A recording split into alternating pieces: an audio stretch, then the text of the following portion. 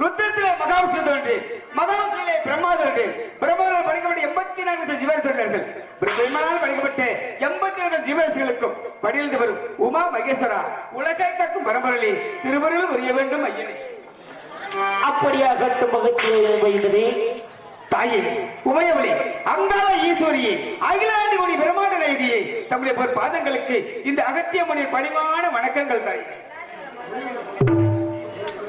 தந்தையே, தங்களுடைய திருமணத்தில் 33 கோடி தேவர்களும் 48 நரசிம்மர்களும் வடக்கே கைகளை கூடினாலே இந்த பூலோகம் விட்டது. வடபதி தாழ்ந்தும் தென்பகுதி உயர்ந்து விட்டது.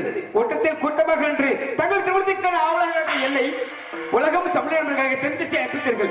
தாயை சிந்த கோவிலில்லை, தந்தை சிந்துக்கு மந்திரம் அக்கபடி உலகம் சமநிலையாக தென் திசை வந்தேன். உலகத்தை சமநிலைப்படுத்திவிட்டு வடதிசைக்கு பார்க்கும் பொழுது நாத்தமலை எல்லை கூத்தாட்சி பள்ளம் அந்த கோபுரத்தில் வனத்திலே தாங்கள் வரப்பெற்ற அந்த மைசாசுரன் என்பவன் ஒரு ஆலயத்தை ஏற்படுத்திக் கொண்டு ஆலயத்தெல்லாம் இருந்து தள்ளுகின்றார். ஆண்கள் எல்லாம் மறுத்துகின்றார். இளம்பெண்கள் சூறையாடுகின்றார். நீதி அழிந்து விட்டது, நேர்மை அழிந்து விட்டது, தர்மம் அழிந்து விட்டது. அதர்மம் தலைவருக்கு தாண்டபடி கொடுக்கின்றது. அந்த மைசாசுரனை அழித்து உலக மக்களிடையே தெய்வனுக்கு நிலவர செய்ய வேண்டும். ஆகையினால் தங்கள் நாடி வந்தேன் ஐயனே. நாட்டாமணிகளை தெலுங்காபுரி சீமை, அதாவது மகேசாசுரன் என்பவன் என்னிடம் மறுபெற்று ஆணவத்தில் ஆடிக்கொண்டிருக்கிறார். ஆண்கள் அழித்து விடுகிறான்.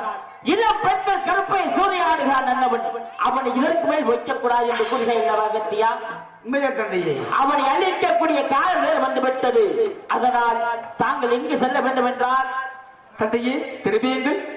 அதாவது அந்த மைசாசுரனுக்கு முடிவு கட்டுகிறேன் தெரிவித்து விட்டேன் என்று முடிவு வந்துவதாக எண்ணி மற்ற மகிழ்ச்சி அடைகின்றேன். தமிழ் படி சிறக்க வாழ்த்தை விடைகொடுங்கள். நான் சென்று வருகின்றேன்.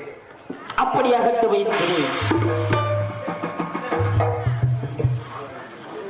உமா மகேஸ்வரி உலகால் நாயகி நமது மகன் அகத்தியர்க்குரிய கட்டில் அல்லவா? உண்மைதான். மகேசாசுரன் என்பவன் ஆண்கள் அழித்து ஆலயத்தை இடித்து பெண்கள் கற்பை சூறையாடுகிறார். அந்தபடி இதற்கு மேல் எந்த பூ விளைக்கக்கூடாது. ஏன் என்றால் நான் இட்ட கட்டளை அல்லவா? இந்த பூ விலகும் என்றும் 108 பிறப்பாக பிறக்க வேண்டும் என்று இந்த பூ விலகில் 107 பிறப்பு படுத்து விட்டாய். எப்படி? பேச்சு அம்மன் என்றும், சடச்சி அம்மன் என்றும், செல்லாண்டி அம்மன் என்றும், பாம்பாள் அம்மன் என்றும், துர்க்கை அம்மன் என்றும், மாரி அம்மன் என்றும், பகவதி அம்மன் என்றும், முத்தாள் அம்மன் என்றும் இந்த அகில தாழக்கூடிய